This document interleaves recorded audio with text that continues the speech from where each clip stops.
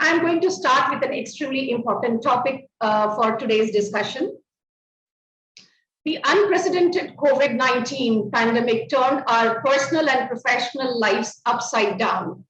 Unparalleled changes are a new normal, and the continued related disruptions are exposing blind spots. HR professionals, as we were discussing, have squared off against the challenges one after the other in the past 2 years. And this year is shaping to be a continuation of many of these issues, with a few new ones thrown in, of course. Be it engaging with our workforce or attracting talent to the workforce.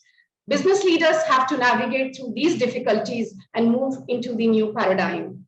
Yes, ladies and gentlemen, complexities and challenges of a new reality. For a discussion on this extremely imperative topic, I am pleased to welcome our distinguished panelists.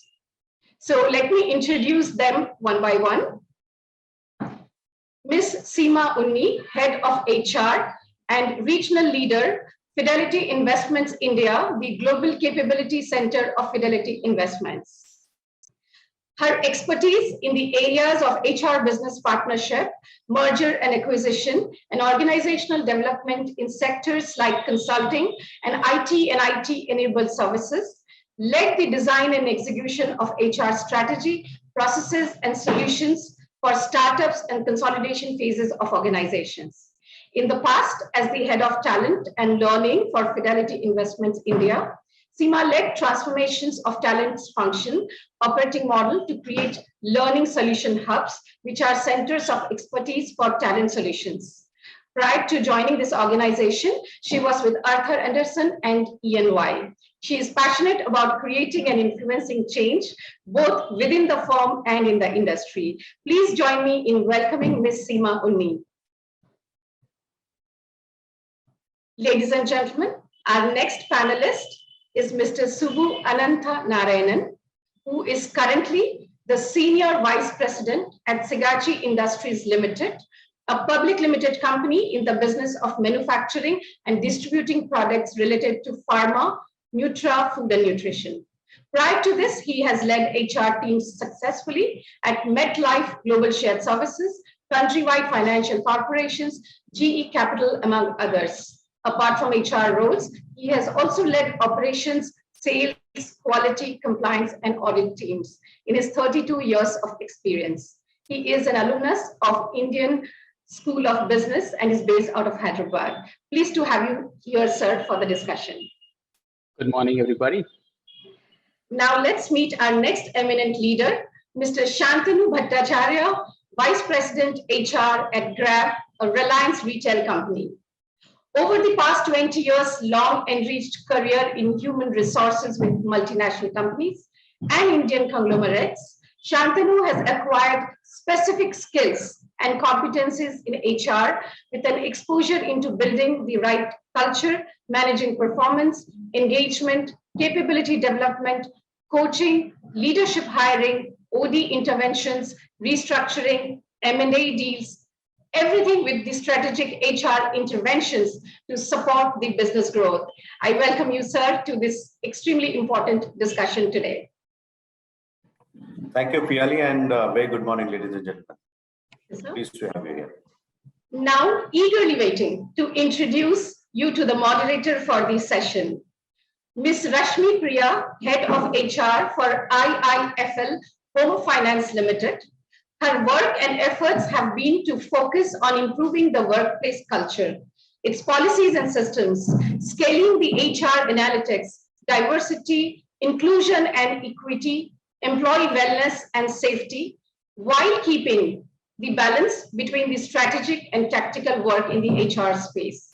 Not so easy, I'm sure. She is currently on the board of directors of IIFL, HFL Sales, core member of ESG committee, and ICC member of POSH and disciplinary matters. Rashmi firmly believes that while technology is the way to future-ready organizations, it is the purposeful employee leading the organization that will ensure sustainability of the business and its overall profitability. Ladies and gentlemen, and our panelists, great to have you all and looking forward to the discussions. Over to you, Rashmi. Thank you so much, Priya. for the very warm welcome. Good morning to all of us here.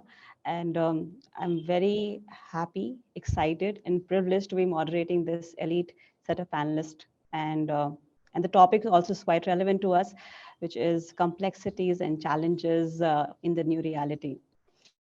The panel will be for 45 minutes discussion within the panelists, and then we'll have 15 minutes of open discussion with the audience in case there's any kind of suggestions or queries to which we can address to. I was thinking, and we all have been thinking about this new reality, metaverse, which has been quietly, abruptly ushered. The organizations have been ushered into thanks to the pandemic. So every day there's a new technology that's coming up, catering to things which we earlier thought could be done only manually or physically, or probably was just a subconscious thought. It has now become a technology-enabled stuff. And while the organizations are exploring, deep diving into these new digital disruptions, it's going to be a wait and watch game to see if this extended digital reality experience, if they actually shape up to become a single connected metaverse. But yeah, of course, there's no two thoughts that these technologies will increasingly interconnect with each other and mature by developing ourselves.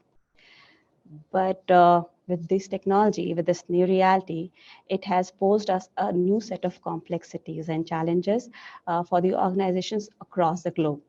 And so let's start the discussion with the first and foremost question that we have on our mind, which is what are the significant changes that will reshape the way HR is being managed in an organization? And I would ask Shantanu if what are your thoughts about this new reality? All right. Thanks, Rashmi. Am I audible? Yes. Okay, great. Thanks and good morning to all of you again. So a couple of things which runs up to each of our minds. And honestly, we all have been grappling with a similar situation, a similar set of problems, challenges into our own ways in each of the organizations that we come from and we belong to. Honestly, there's no right formula, there's no right methodology or approach. We all are still searching what's the right formula to adopt to and implement to.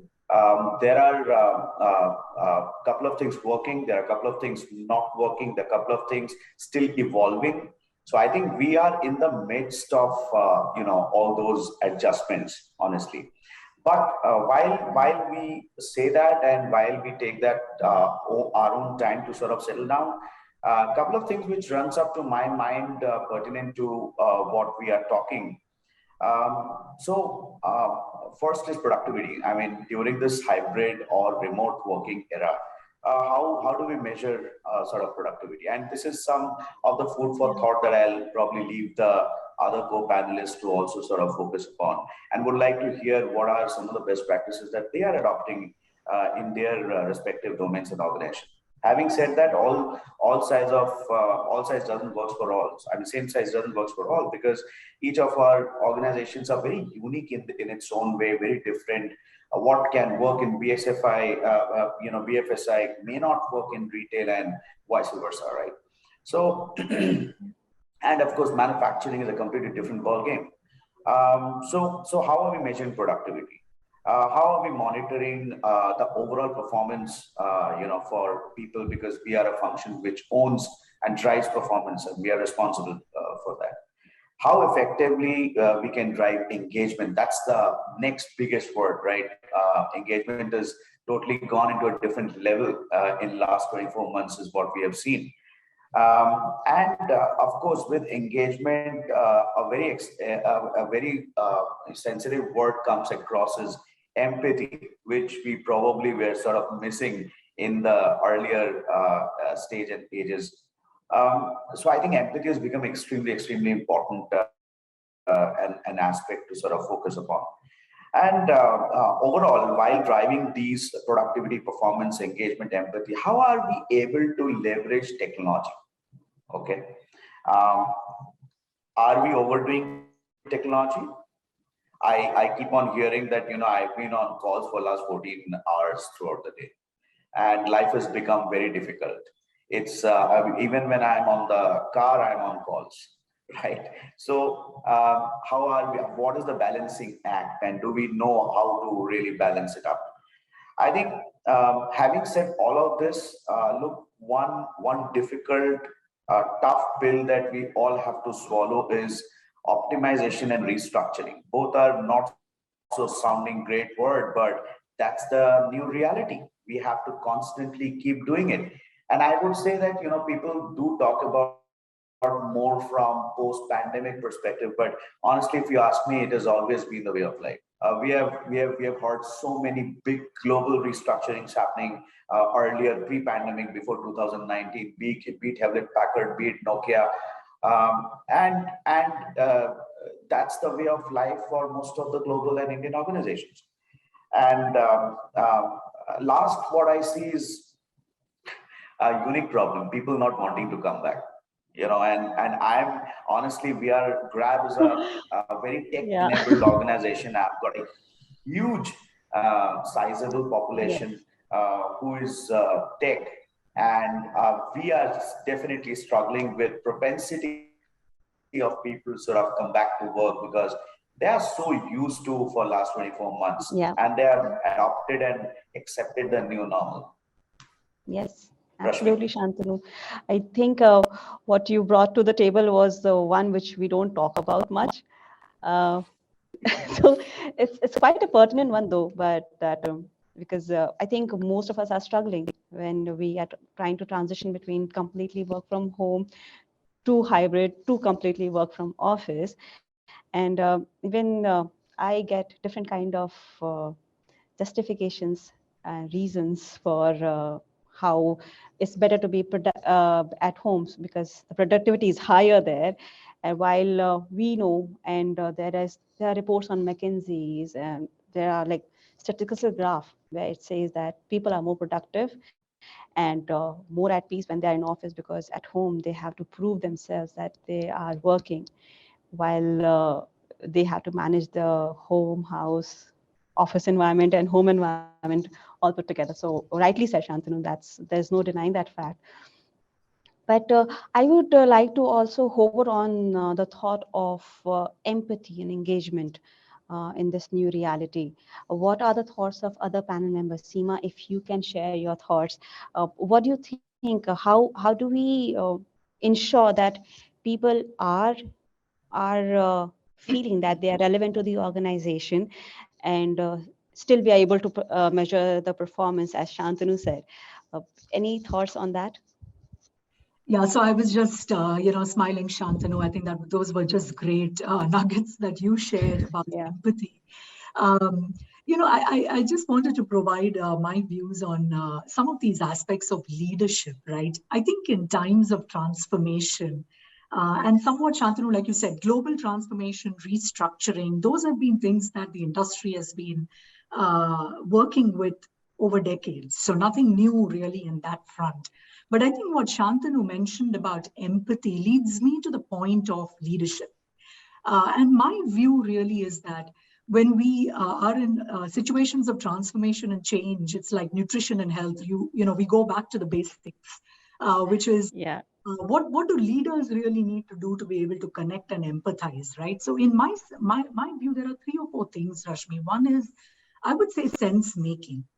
When I say sense making, what I mean is in leadership right now, we are inventing, or we are living in a new terrain, a new world. At the same time, we have to make sense of what is happening in the current world, right? So there's this paradox of the current and the future. There's this paradox of some level of certainty and uncertainty. So the whole question of leadership is, how do we make sense of what is going on and distill the simplicity of it in terms of messages to our employees? The second thing I would really say is visioning. And, we talk a lot about the pandemic as well as about what are some of the challenges. But I would say in all of this, again, the role of leaders and managers is, how do we envision a new future? How do we create positivity, optimism, by listening to our employees and then creating a compelling future where right now our employees want ownership, right? They want to understand the why of decisions, not the what of decisions. So how can we really empower our employees and be able to create a compelling vision along with our employees? We do a lot of work in Fidelity on listening posts. Over the last 2 years, we've just launched a number of surveys and listening posts to understand what our employees are really going through. And then the third thing I would say is inventing. I think as leaders and as organizations, after we have been empathetic, after we have done these listening posts, how do we invent, new policies, new procedures, and a new format really for us to be able to work together in this highly digital transformation, as well as, some of the world narrative that we have to create, right? So I would say sense making. How do we think about just visioning, and then the third is then inventing a new narrative so that our employees feel they are co-creating this future along with us. And I think that's going to be very imperative for leaders as well as HR. This makes so much of sense because we also have been experiencing the Great Resignation, and at my organization we are at loss as to understand. Pandemic ended where people were looking for a job, and suddenly everybody is just leaving the job that they wanted just a few months back. And so here also within my organization, we started this process of listening to the employees. What exactly is happening? What are they undergoing? We started with a lot of digital listening, but then we realized this digital is the onslaught of digital forums probably is leading to more of a disconnect than a connect in the employees.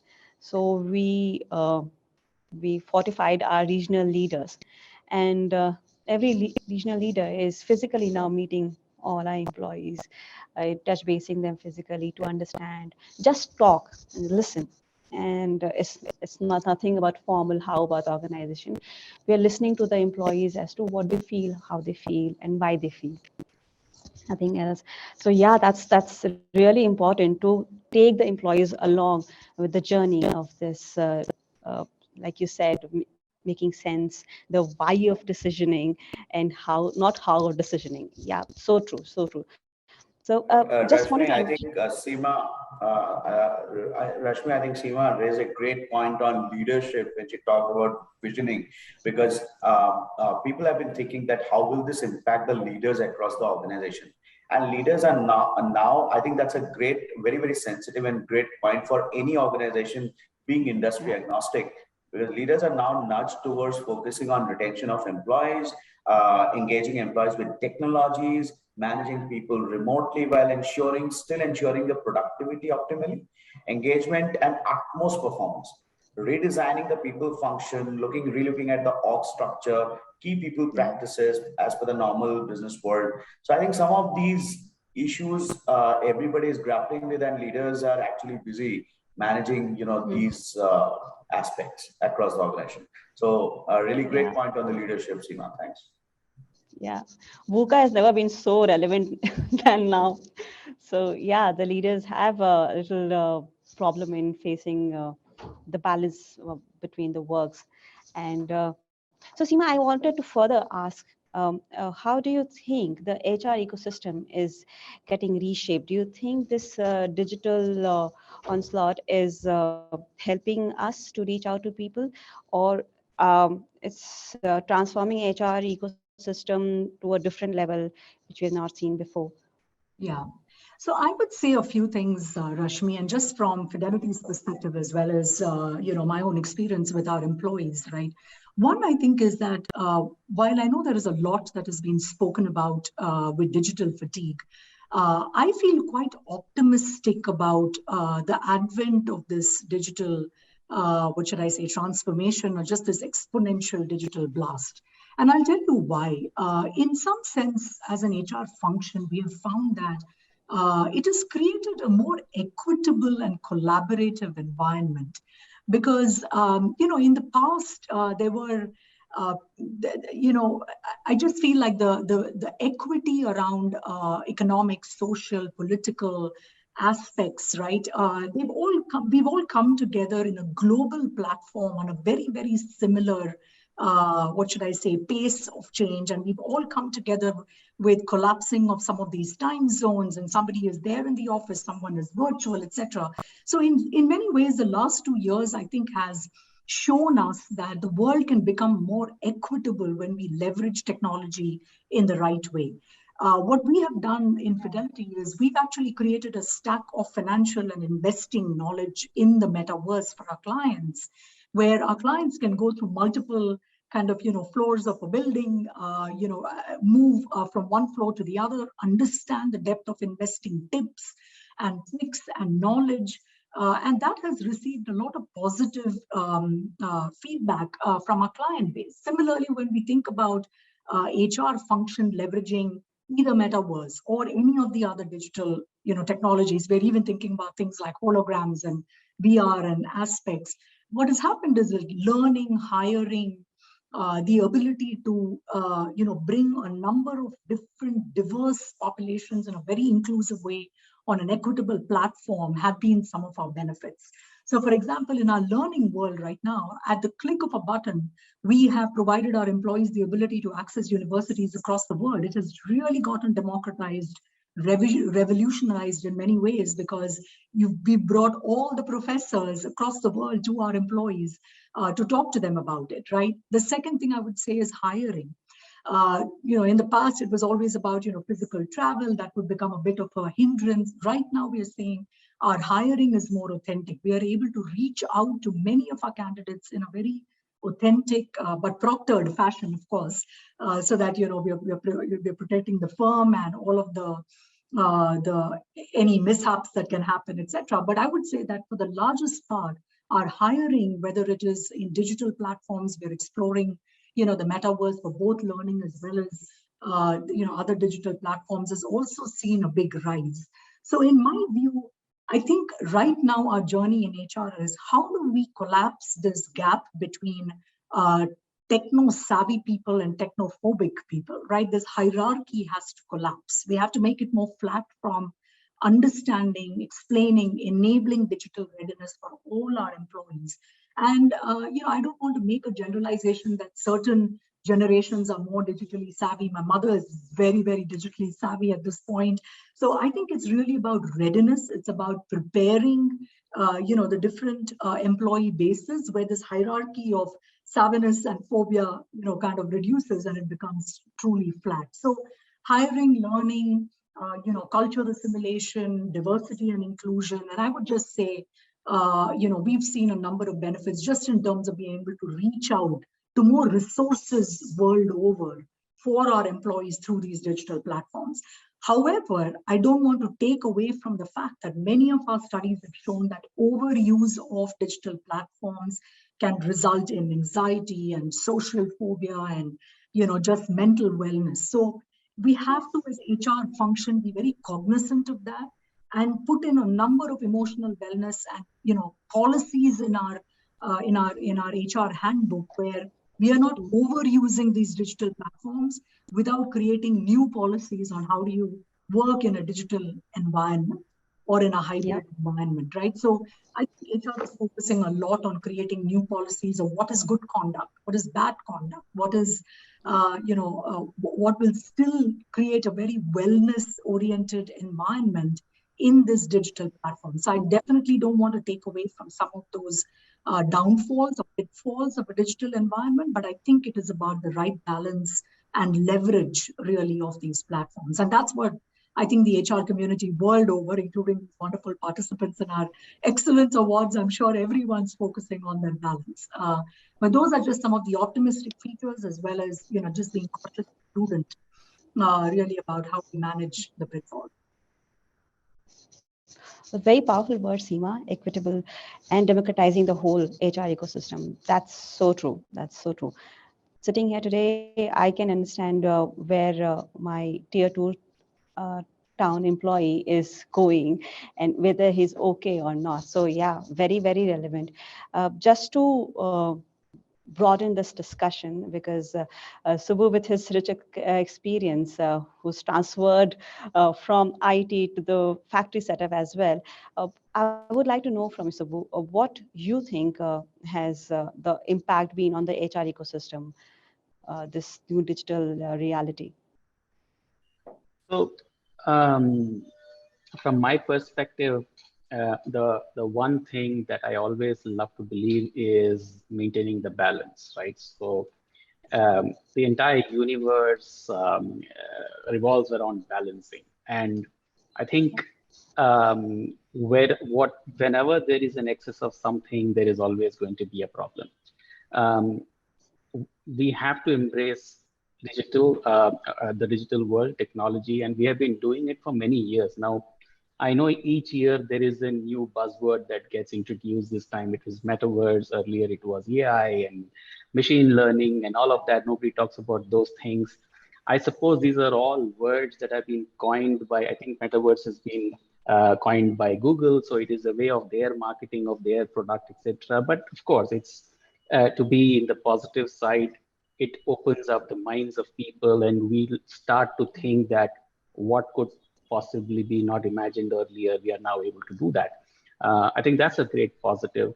At the core of everything, whether we use technology or non-technology, at the core of everything, my belief is relations, right? So we talk about human HR, and it's a very loose term that people use, HR as human resource. I come from the perspective of human relations, right? So I think the fundamental shift from looking at people as just a resource to looking at how we can build relations, right? I think so. While the digital world brings people closer in terms of learning, it brings people closer to understand what else is happening in the other side of the world, which hitherto was not happening earlier. I think there are many positives. The fact remains is that today, if you look at the last 2 years, ever since COVID has happened, people who have joined from colleges into new organizations, they don't have any social connect at all. I had a nephew and a niece who both graduated in the last 2 years. Both of them joined a big, large organization. I'm not going to name the organization. And they started off remotely. In 2 years, my niece has quit, and in less than 1 year, my nephew has quit. And the simple reason is that they're just completely disconnected from what is happening. They are all by themselves in the house, no different from anything, especially in the formative years where they're just coming out of college and they want to get into a new environment. And this entire remote working system has not just worked for them. They're saying that we are much happier working in a more startup kind of an environment where we can see 4 people, 5 people and learn from each other. Because what college does not teach, the work really teaches. And if I think back in all my years of experience, I'm sure it is true to all of you as well, that some of our best friends are the people who we all studied together, whether it was during college, whether it was during our training periods, where we all sat together in a classroom with a trainer and we are learning, and those friends have remained with us for life, right? Whereas some of the newer generations just don't have the luxury or liberty of doing that. So where I come from is to focus on the relations rather than the resources, is what it is. So, but at the same time, we cannot discount the technology aspect of what we do, right? So if we use technology in a more positive manner, I think it's going to help. And I think there are umpteen examples. Hiring is the best example. I think we are now able to access talent across the globe, across many remote locations. I think that's definitely an area that has really helped. And at the same time, I come from a manufacturing world, and the look and feel of our office is slightly different from what it is that when you go past many, when you're riding or driving on the road and you see these swanky offices, but manufacturing is not typically like that, right? So what I insist is that all candidates must be given an offer only when they come and visit us. So they want to see, so I believe that they have to choose us before we choose them, right? So because if you remotely hire them and they come and within the first few days, they are ready to go out because they don't resonate well with the environment.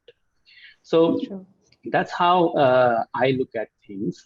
In fact, I was going through an article which talks about Marriott, the hotel chain. They talk about creating an environment where choosing an employer is a lifestyle choice, is what is their motto, right?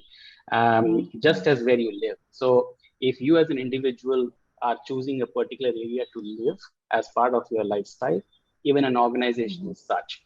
So we talk about being an employer of choice, but this one was powerful because it just said that, it's a lifestyle choice that employees have to make, right? So, and Marriott does a lot of things in that area, really, especially in the well-being. So those are my initial thoughts, Rashmi and the panel. So. Interesting, quite interesting. Yeah. So because even like I said earlier also, Subu, we've been facing a lot of heartburns where the employees feel that they are being micromanaged. They are being we can feel the frustration of the employee when the manager is asking, what are your deliverables for the day? Because as per the employee, he has been working throughout the day, skipping his lunch or having a working lunch. And here at the end of the day, the manager is asking, what are your deliverables? So yes, I hear you that these are very burning topics that we are dealing in today's reality. And there is no other way except to get them physically to see that this is where you work, and these are the human faces. Because these I water just cooler remembered a movements. cousin of mine. Sorry, I just remembered a cousin of mine Yeah. who joined an organization just before COVID, and he quitted 2 years later, and he hasn't met a single individual from that company, and he's joined another company. Wow. So, and he's a team leader. So think about those. It's unbelievable. Yeah. So we earlier pre-COVID times, we used to say these water cooler discussions are such non-performing times. People are eating into our office hours. Suddenly we realized that they were the actual bonding time, which are helping our employee engagements a lot. So yeah, with this thought, I think the burning topics. So let's dwell. So good that you brought out that topic of a team leader. What do you think the leaders of today, how should they be reacting to this new reality? How should they converse with the organization? Because everybody is looking up to them. All the blames go to the leaders as to how they are managing well, not managing well. What kind of impact the leader should be creating on the organization, or what kind of process or systems they should be building in this new reality to tackle all these nuances of technology disruptions? Sure. Okay. So I want to put it into a broader umbrella. I think the most important thing is how do leaders set up a culture of adaptability, right? And how well do people have to adapt to new changes? And one of the fundamental areas that leaders have to focus on is how do you define your mission statement and perhaps include it as part of the value system, right? So it's just as basic as that. So day in and day out, if people are seeing and hearing or the adaptability as a buzzword across, then they're all getting conditioned to become one, right? So one is to have it as part of your mission values. The other thing is just not let it be in paper. You need to be able to constantly communicate it, right? So I've been lucky enough to work in an organization in GE Capital, JECIS, and I think one of the few organizations where you would see this being in front of you almost on a weekly basis, right? And that's how they drive the culture, because the more you see some things, the more you are able to mentally tune yourself to those things, right? And I think that so one is, of course, inclusion as part of your mission values, and also being able to communicate that to people constantly. What typically happens is that when a company redefines, so either they are creating this or they are redefining this. in either ways, the first generation of employees who are existing, they get to see a lot of things, tend to learn a lot of things. Yeah. The next generation which comes in, they don't get the same passion to do that because it's now getting transferred from one place to another. And I think that's where the dilution happens of the thought process. So today, if an organization has a values which is 2 years old, 3 years old, but the new generation just doesn't hear. So they just say, okay, by the way, this is what it is. You give a handbook, employee handbook is provided. You can read through it. This is the values. But I have known, I've been in organizations where leaders are expected to talk about values during the induction time. So it does two things. One, the employees know that the leader is talking through it. And the leader also, the more they teach, they're also imbibing the same spirit. So it kind of helps that, right? So that's an area, and I really think that setting up a culture where people learn to adapt to changes, especially the digital changes, should be there. The second thing I want to talk about is the change management process, right? So how well a leader adapts to the change and then communicates that change is something which is there. And then being able to follow up. Now, obviously, every change will have early adapters, so they call it the adapters, the naysayers, and then the people who are lagging behind. So how do you convert the people into the adapters is what we need to be looking at. I think change management comes in as as an important aspect of being a leader. But the more important thing, and I know a lot of the early conversations were speaking about empathy. Leaders, so empathy is, in my view, a very misused word, sometimes even abused word, I would say, in our culture. So culturally, we Indians are never exposed to empathy, and this is something that we've been doing for many years. It's a very, most of the time we sympathize, we don't empathize, right? So the empathize thing is slightly different. And schools in India don't teach empathy. It's a conditioning that happens right from schools. And, you know, if a tragedy happens in our neighborhood or in our family, we tend to stay quiet. That is our way of acknowledging that something has happened. Whereas the Western world is much more vocal and they talk about it. But our way of empathizing is to stay quiet. Whereas what we want our people to do is to probably imitate somebody else.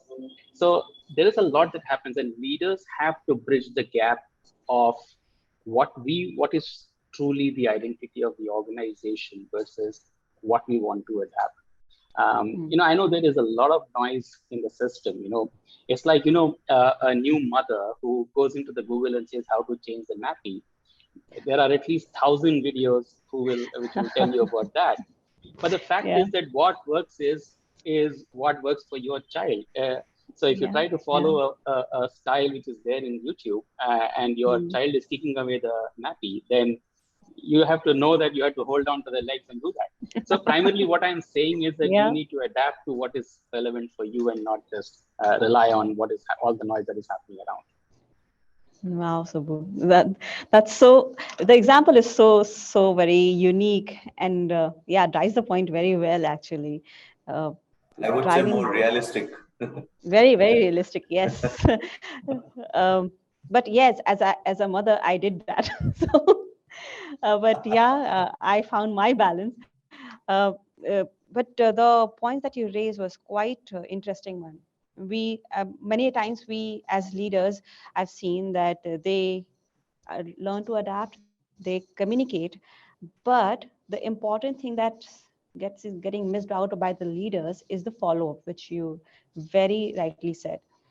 The leaders are so busy in the catching up the next disruption that there's no follow-up. So the last change that we got in the system, what happened to those changes, nobody's aware of. Everybody's catching up with the new change, and hence that's leading to the dissatisfaction among the employees. They feel the frustration, they feel lost, and hence the great resignation probably, but we're still tackling what and went wrong where. But on that note, Shantanu, I would also like to check your thoughts.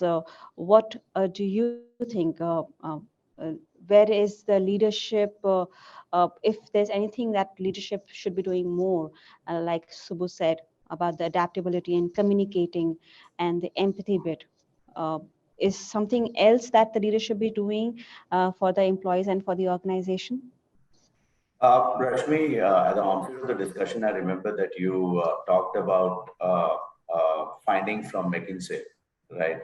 And I'll just build over the same point. I think that was a great touch that you did.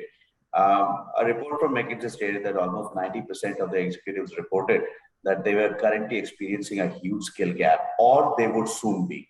Okay, and this realization sort of happened during and post pandemic era, more and more. Okay, now uncertainty has made it necessary for people to learn additional skills.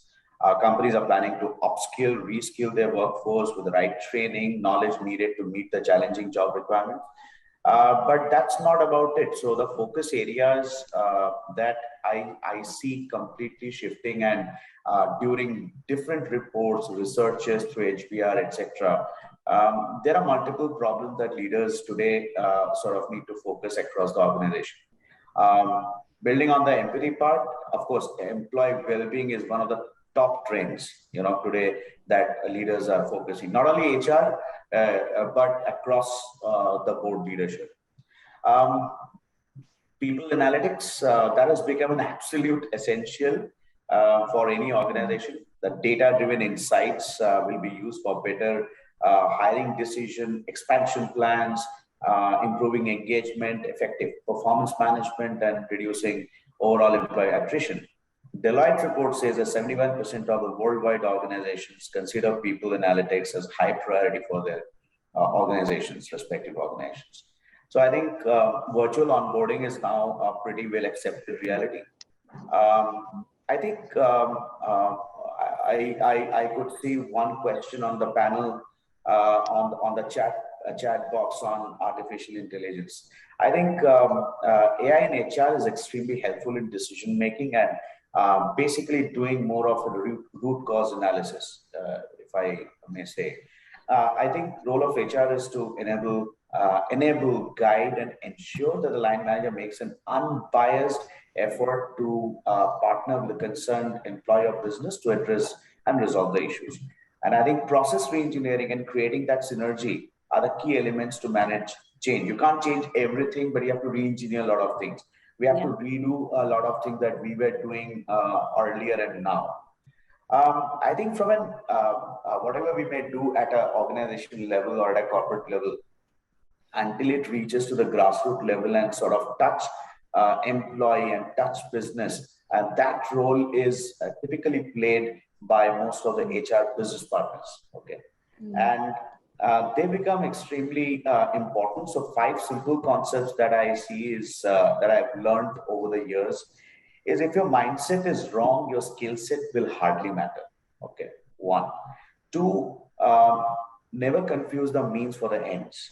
Okay, be very clear. Data is everywhere, insight is hard to find. So analytics plays a key role there. Teams outperform individual super performers or super stars.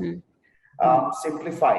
I think complexity doesn't work, so we need to sort of simplify. These are the 5 basic elements from an HR business partner perspective, which all leaders in their own way are grappling with and sort of trying to focus more and more to get and bind the organization, together.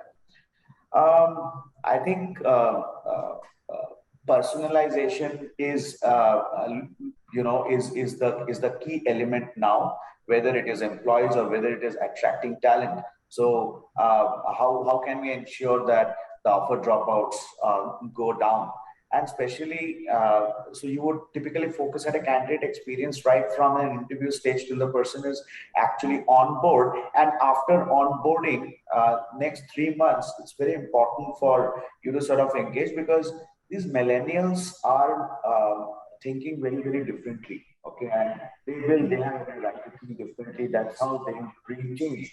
So I think we need to embrace that change and understand their mindset and help them to sort of settle down. So I think leadership would also focus on not only today, but also from a futuristic perspective. Accelerated digitization is definitely something which everybody is trying to sort of adopt to in their own way.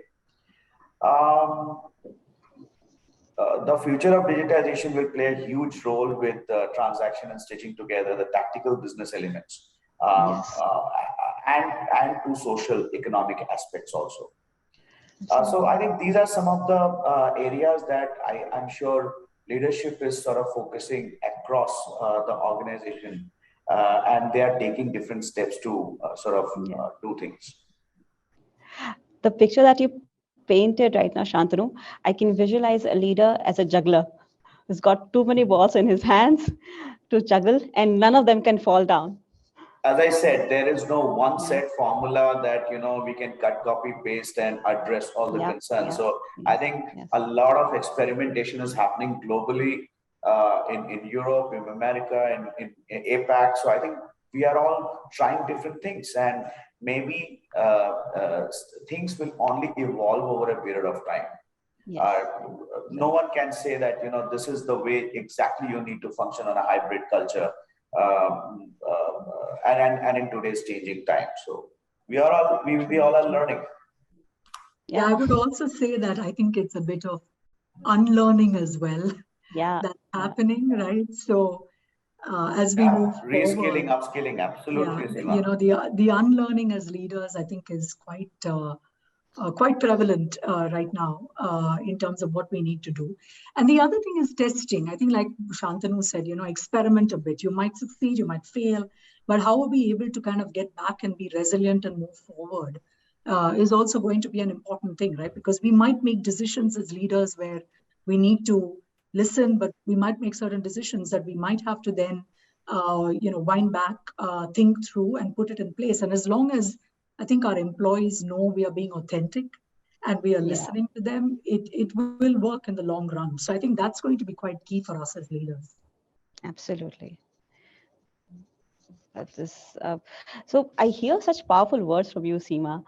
So that being authentic, so to get the buy-in from the employees, or the resilience that we show. Why? Because resilience is so important in this continuously changing that if you're not resilient, if we get bogged down by one change which is not coming through, it's gone then. The wave is gone and the whole exercise, the whole effort is lost. I think we have come across to the end of the time. And I wish I'd not to stop here because this discussion is so invigorating, interesting, and impactful. But I think I'd rather not keep you guys waiting for long. I heard a lot of important things from Shantanu, Seema, Subu, and I would like to thank you all for giving your time and sharing your thoughts on about the new reality and about the HR and the leaders. It's been really interesting and quite learning to hear from you.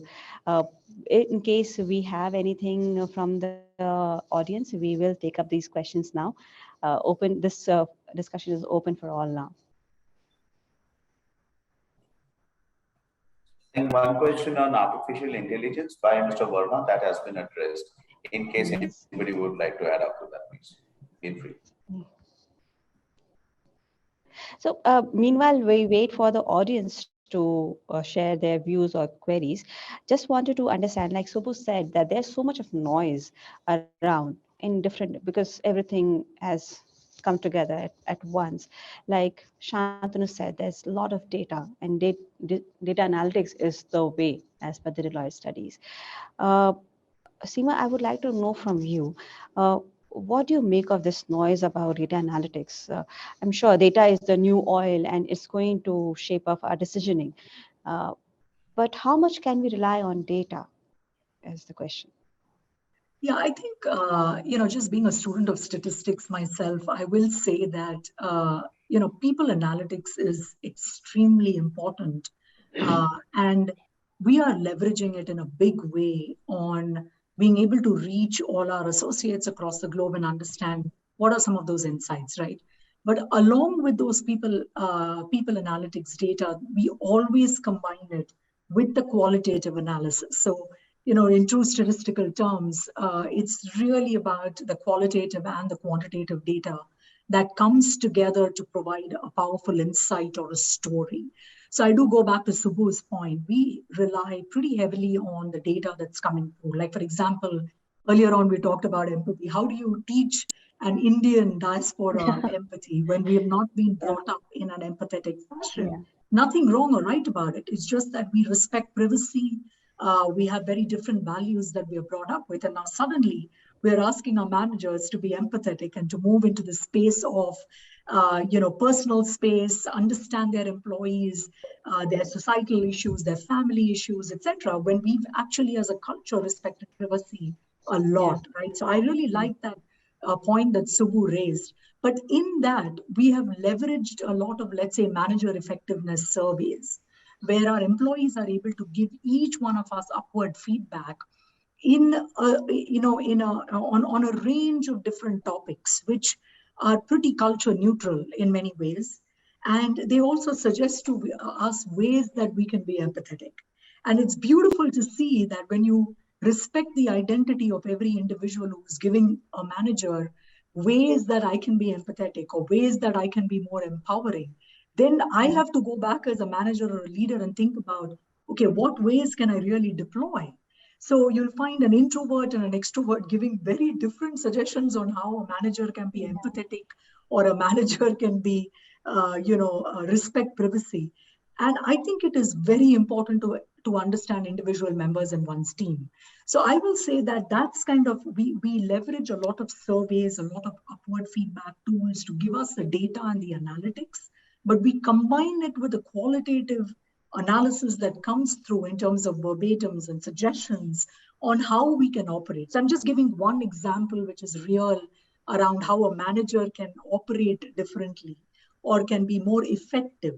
But the ways that a manager can be more effective is completely reliant on what he or she sees in that data, as well as the suggestions that come through a qualitative analysis. So that is just my view, being, again, as I said, a student of statistics, but also with real-time experiences, where we want more culture-neutral aspects or culture-inclusive aspects, whichever way one would like to put it, so that we are not just painting the same brush, right, across the entire population. So that's kind of my view on how data and insights can help us.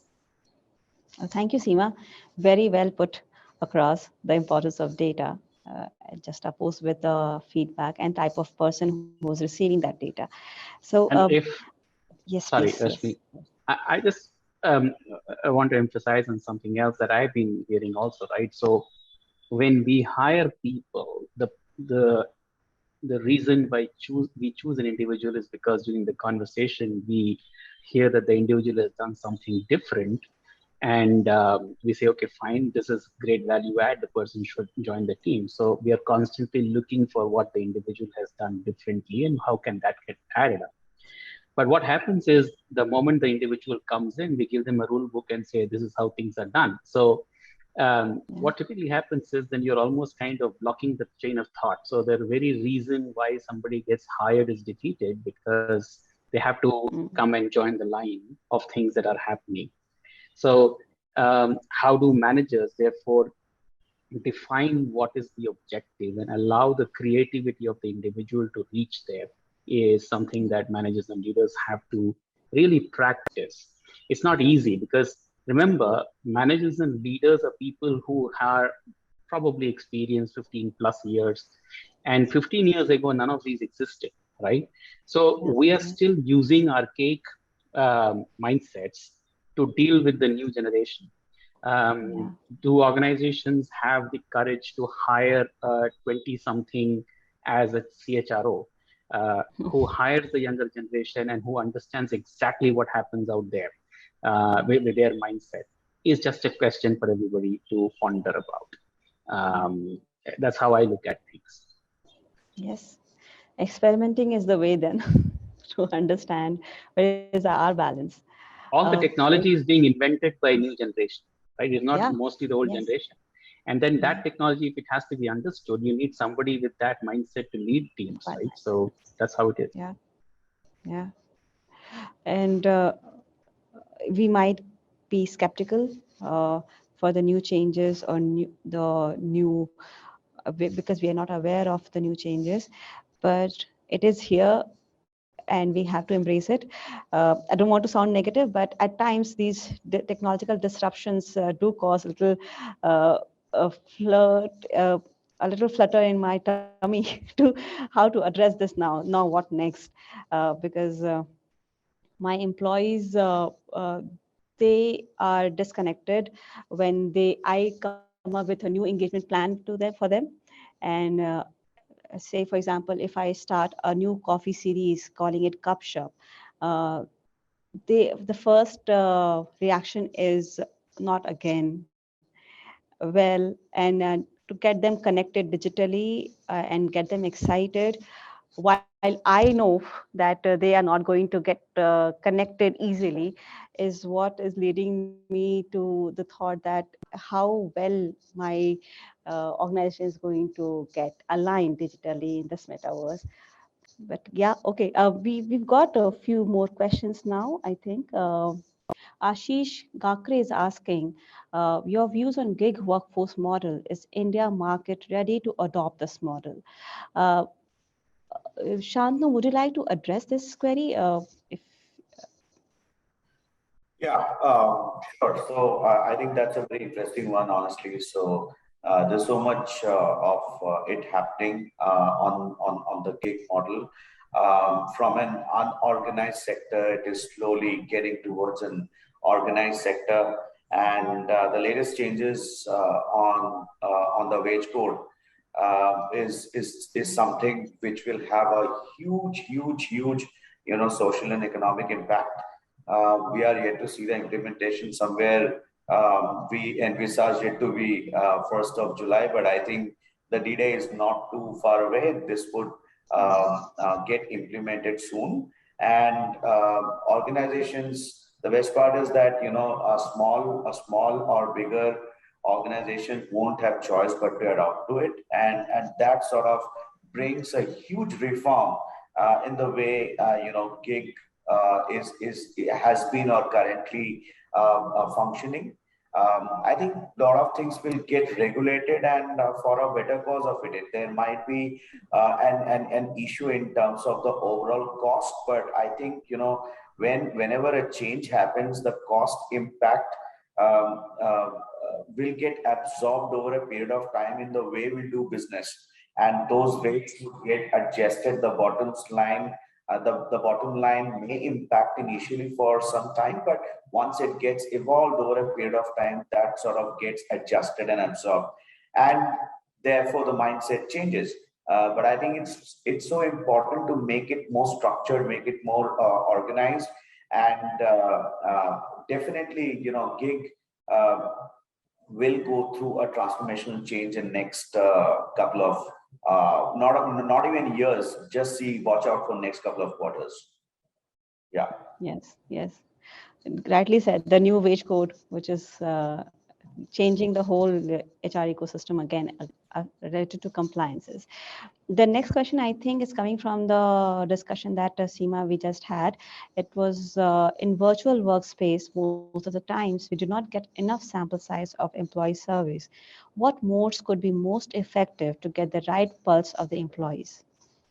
Yeah, I would say very quickly that, a couple of things, right? One is surveys is only one part of it, but cohort-based engagement is probably another idea where, for example, let's say you want to get the pulse of different segments. You could break them up into different cohorts, like tenure in the organization cohorts, or other inclusive cohorts. It could also be innovator cohorts. So if you have a systemic way of how you're defining different cohorts in the organization, you can actually have we do a lot of casual conversations where people actually come in and just have anything on their mind that they can talk about.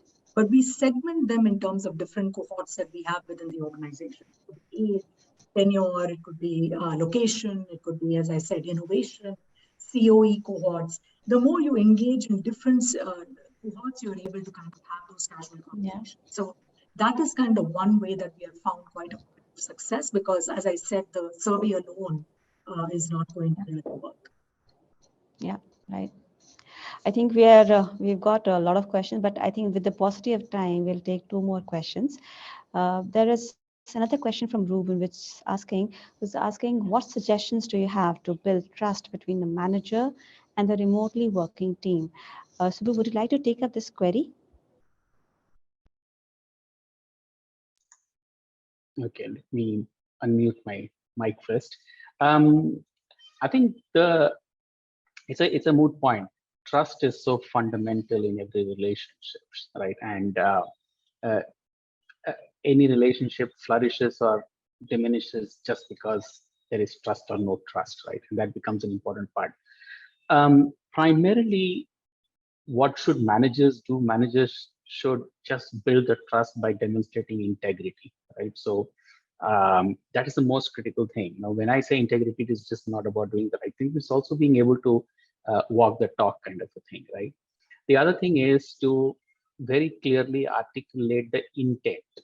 And again, I'm using some words from Stephen Covey's book, which was there on trust and relationship, right? So there is integrity, there is intent. So when managers very clearly articulate the intent, then obviously life becomes better. Also, the third one is the capabilities, right? So whether the manager is capable of managing. The reality is that, as most of us have been talking about, is that this is a new world that none of us have been trained for, remote training. So it just comes. So how do you build relationship? And therefore, managers' capability is a critical part. And then finally, the results. So you may have great integrity, great intent. You may have the capabilities, but if the manager is unable to produce the result, then the team is not going to trust the manager, right? When I talk about managers' results, it's about saying what they are saying to the employees and being able to fulfill that. Also from a productivity standpoint, from a quality standpoint. So those kind of have to be nurtured in people to get to the trust part. That's what my thoughts are. Yes, I think managers have to be brought to that capability level so that they can instill trust in the employees. The last question that we have, I'm sorry, I will be taking the last question because it's already 11:30.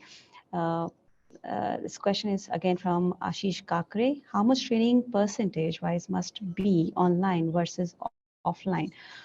I think we are still figuring it out. There is no right answer, I guess, in this. We're trying to figure out whether nudges works, whether before pandemic, we thought the online is the answer to the learning and development. But now we realize that learning and development had to be the physical one, because sitting on digital, people are looking at their phone or addressing their emails. So we are still figuring out, Ashish, what is the best. Yes, Shantanu, yes. I think from an LMS platform, there is plethora of things to be offered through MOOC, etc. Question is that the continuity and how much is it getting registered when you are not dialoguing on a physical classroom scenario. Now, I think adaptation of these learning approaches is something which still people are adopting to it, knowing it, learning it, and as Seema said, unlearn. That's also extremely important, because our minds are fine-tuned to do capability development in a specific way in last so many decades. And suddenly you change that and you are fine-tuned to it doesn't work that way. So I think today people are working on nanobytes, okay, where small short modules, and you can do it even 2 at night and or afternoon at 2. So it's up to you. So you have to leave that to the individual's discretion, as long as they are able to learn, adopt, digest the content part, right? So the offering is really on a nanobyte module nowadays, right? That's what works, honestly. Yeah, it does. It does. Okay. I think without taking much time now, it has been an amazing interaction. I feel that we are sitting in a room and discussing. It's so immersive.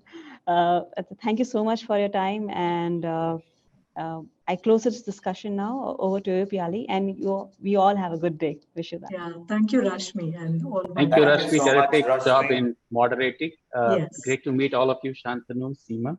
Yeah. Thanks, Thanks, Subu. Always Piali, and pleasure. people. Thanks meeting you, Seema. Thanks a lot, Rashmi, again. And thanks, Thank you. People First. For the people. Thank you so much, panelists, for this lovely discussion. There was some amazing insights that we could all get. You talked about your own experiences, so many different examples. So that was wonderful to know, and I'm sure there were many takeaways for all our audience. And we could see it also from the questions. I think we still had a couple of them, which because of the constraint of time, we couldn't. But I think more or less the theme got quite well covered. Thanks to Rashmi for actually moderating it so well that, within this 60 minutes time, we were able to listen to a lot of, diverse experience. A couple of things like, what are the most significant changes that HR has begun to do to manage the new reality? This seemed to be a very difficult question to answer, keeping in mind that every sector is different, every industry is different, and everyone's journey is unique too. I also sort of remembered the point that Shantanu had brought up, that he has been facing these issues that the employees are now not wanting to return back to the premises to work from there, but sort of have got accustomed to the remote working and working from home. And obviously we read this happening everywhere in India and probably globally as well. So some of the very important things about the role of a leadership that probably needs to change, and how it has become more important for the leaders to remain connected, because as I understood, there are many instances where the employees have felt a little disconnected, and that's why probably they're not even coming back sometimes. Techno-savvy versus the technophobia, I think it was an extremely important point in discussion about how the employees and the teams got classified. Setting up a culture, especially for the leaders too, so that we all can adapt to the new changes. Adaptability, communication, empathy, unlearning and new learnings, resilience. I think the list is almost endless for the last 2 to 3 years that we have been seeing, and I think we are continue to keep learning all of these things. Thank you, panelists, so much for bringing all of these points together and sort of making us, rethink about so many things as to how we can go back again and probably do something differently. So thank you once again for your time, for your inputs, and for being with us today. Our pleasure. Thank you very much. Pleasure. Thanks, Piali. Thanks, People First. Thank you. Thank you all. Pleasure.